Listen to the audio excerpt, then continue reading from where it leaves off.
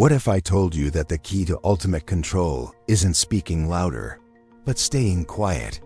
In this video, we'll explore how silence can reveal weaknesses, command respect, and make you unstoppable in any situation. Watch until the end to discover why the strongest person in the room often says the least. Have you ever felt like you gave everything in a conversation? Every argument, every fact, every ounce of honesty, only to walk away feeling defeated? When we feel attacked, the amygdala, the part of our brain responsible for processing fear, kicks into overdrive. It pushes us to act, to do something that might regain that lost sense of control. And often, that something is speaking. We assume that saying more offers control because it allows us to steer the conversation. But silence, counterintuitive as it seems, does exactly the opposite. While words put you on the stage, silence puts the other person under the spotlight. Without a verbal reaction to latch onto, they're forced to fill the void, unsure of what you're thinking or how you're feeling. And in that uncertainty, the power quietly shifts. You replay it in your head, wondering where it went wrong. It is not that you are refusing to engage, it is that you are choosing when and how to engage. Every word spoken is a piece of your armor stripped away, and once they know where you hurt or doubt yourself, they can target those exact points. When you stop reacting verbally, you deprive others of that leverage. Silence doesn't just neutralize the attack, it renders it ineffective. Instead of letting the pressure of words derail you, silence allows you to reclaim control of the interaction. It's a small shift, but a profound one. The truth? It often falters not because of what you missed, but because of what you said. What happens when the person you're in conflict with stops hearing the usual? No deflection, no argument, no desperate attempt to justify yourself. Suddenly, the entire dynamic shifts. Silence disorients them, forces them to rethink their approach. That's where we're going next, how silence can turn the tables entirely. It's not just a shield, but a force that shapes the entire interaction. When we speak too much, we reveal parts of ourselves we never intended, leaving room for others to interpret and use that information against us. Silence, however, doesn't grant them that power. Humans are hardwired to respond verbally in moments of tension. It's almost an instinct. Someone accuses you of something, and before you've even processed the full weight of their words, you feel your lips moving to defend yourself. We do this because deep down, we crave recognition, justification, even approval. A part of us believes that saying more, explaining more, proving more, will tilt the scales in our favor. But often, the opposite happens. Think about it.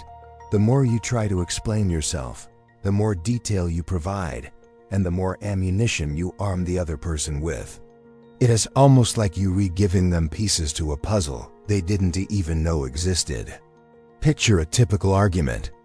One person is calm, measured, and mostly quiet, while the other overflows with desperation, filling every silence with justification after justification. Who appears more composed, more credible? The silent party often looks like the one with nothing to prove. Over-explaining, on the other hand, doesn't make us more understandable. It makes us vulnerable. Philosophers like Nietzsche reflected on this phenomena, tying it to what he called herd morality. He observed that, in society, there's an inherent pressure to conform, to seek validation through communication and agreement. Rather than standing in silence and conviction, we talk ourselves into submission, hoping others will like or approve of us. But there's more to it than just philosophy. Science plays a role too. It's here silence reveals itself not as an absence, but as a choice, an act of strength. At its core, silence shields you. It protects your intentions, your feelings, and the boundaries you create in any situation. And here's the most powerful part. Silence isn't just about defense. It can also go on the offense. Imagine this. Someone is standing in front of you, throwing accusations, insults, or provocations your way, and you don't flinch. You don't meet their words with words of your own. You stay silent, calm, composed, unmoved. What do you think happens next? That discomfort is key. When someone speaks to you and you refuse to respond, it forces them to confront their own words, their own motivations. The brain, in an attempt to make sense of the silence, works overtime trying to bridge the gap. What are they thinking? Silence, especially in moments of tension, acts as both a wall and a mirror. That wall, your silence, signals that their words are not penetrating you. It's an act of deflection where nothing they're saying sticks. But beyond the wall lies the mirror, which forces them to examine their own reflection. When someone speaks to a calm, silent individual, they begin to question what's being reflected back, their insecurities, their motives, their flaws. This exposure creates a psychological battlefield where speakers struggle under the weight of their own assumptions and fears. Manipulators, in particular, crumble in the face of silence. Their tactics rely on emotional responses or verbal reactions to gain control of a situation. By refusing to engage, by not rising to the bait, you essentially deny them the validation they depend on to maintain control. Their strategies unravel, and in that unraveling, their vulnerabilities surface. What does their lack of reaction mean? Silence also triggers a sense of inner chaos for anyone who is overly reliant on external validation. Its strategy, its intention, and most importantly, its revealing. How unsettling it must be to face a silence that won't flinch, to be met with calm when they expected fire. But it gets even better. The power of silence doesn't end with exposing others. It extends to shaping how they see you. And that's where things take on a whole new dimension. By withholding your reaction, all the focus shifts back to the other person. They fill the void with their own fears, insecurities, and motivations. That silence becomes their confrontation with themselves. For you, it's effortless. You don't need to argue or prove a point. All you need to do is stay planted in the moment, letting their words bounce back at them. Silence can awaken unresolved emotional pains, feelings of rejection, abandonment, or a need for attention. For those who expect your reaction, its absence feels like a rejection of their words, even their very presence. That void forces them to question their position and their power. Did I say the wrong thing? It's an endless loop of second-guessing, doing more damage to their own confidence than any argument from you ever could. Most people assume silence is easily dismissed, just as your amygdala pushes you to speak out to regain control. It also responds to silence, but this time from the opposite side. When someone's silence replaces the expected reaction, it can prompt the listener's amygdala to send signals of anxiety or even fear. They no longer feel in control of the interaction, and that uncertainty often takes over. Instead of seeing silence as neutral, the brain interprets it as judgment. Why? Because in the absence of verbal cues, people project their own insecurities onto the situation. The quiet doesn't soothe them, it amplifies whatever internal dialogue they're already wrestling with. But in reality, the exact opposite occurs. That quiet space you've created suddenly becomes unbearable. The other person begins to squirm across history and philosophy. Silence has been seen as a powerful method for self-realization. In certain Zen traditions, for instance, silence wasn't simply a way to avoid speaking, it was a method to force deeper awareness. In these stories, a teacher might remain silent in front of a student's endless questions, not out of dismissal, but to lead them inward, toward answers they didn't realize they already had. Silence here becomes active, intentional. It pulls others into themselves, forcing them to confront uncomfortable truths they would otherwise avoid, filling the vacuum with more words, more justifications, or worse, unraveling entirely. This isn't passive behavior. This is silence as a tool, an active force, a kind of mirror reflecting their own thoughts, insecurities, and fears. Silence, at first glance, may seem like doing nothing. But humans are wired to feel uncomfortable in its presence, especially during conflict. This happens on a biological level too. It's not just science confirming this dynamic. Social psychology adds another layer. This effect isn't just limited to blatant manipulation. Consider this: silence isn't simply an absence of noise. Think about how rarely people encounter someone who refuses to engage in predictable patterns. Why is it that the quietest person in the room often holds the most influence? It's a phenomenon that goes far beyond simply not speaking. Silence, when used intentionally, creates a kind of energy, a presence that's difficult to ignore.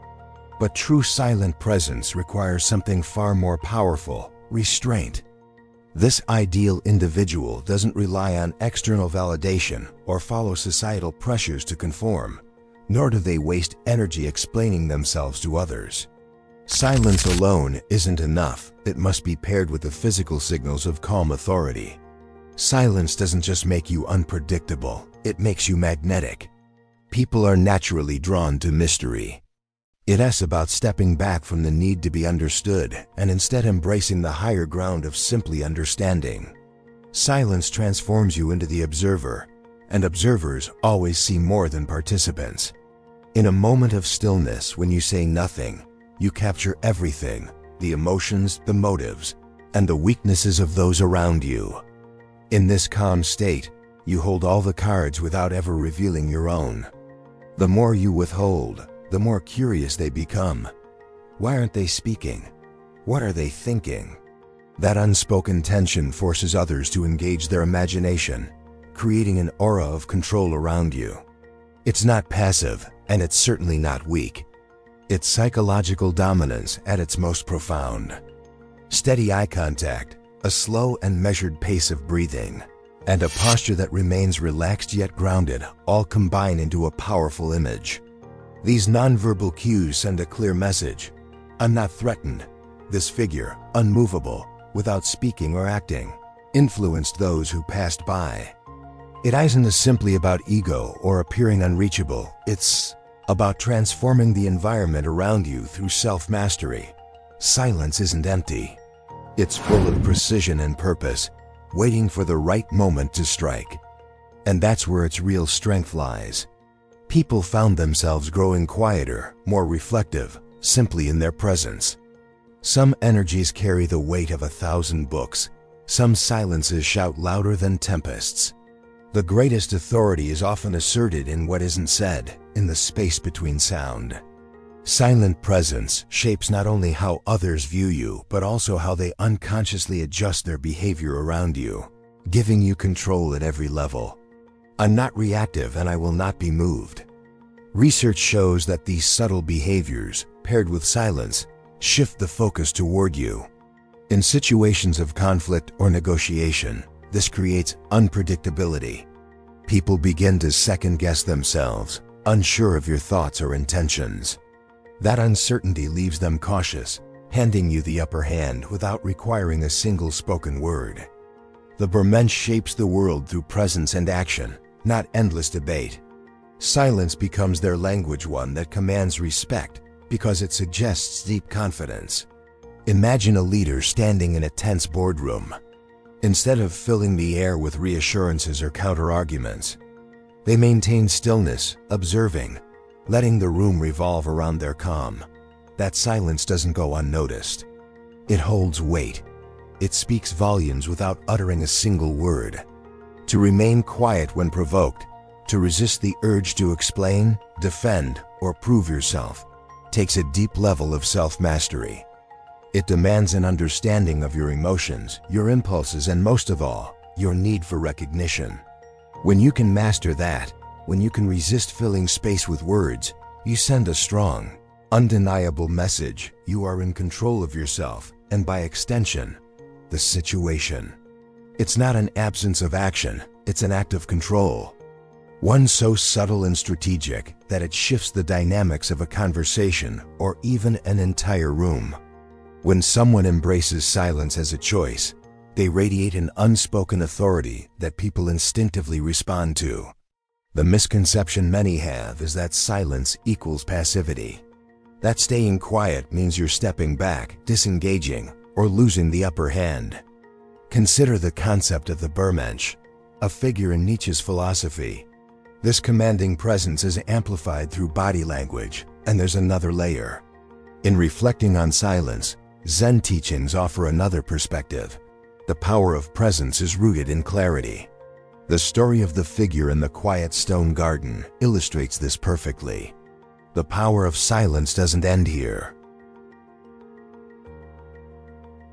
Dominance isn't about defeating others, it's about mastering yourself. When you stop reacting, you stop letting others dictate your emotions, your decisions, or your power. The silence of the Übermensch is not the silence of the oppressed, nor of the coward. It is the silence of the warrior who has already won, even before the battle begins. This kind of mastery doesn't just transform how others see you, it transforms how you see yourself. Try it. Practice moments of non-reaction. Watch how the dynamics around you change when your silence speaks louder than any words could.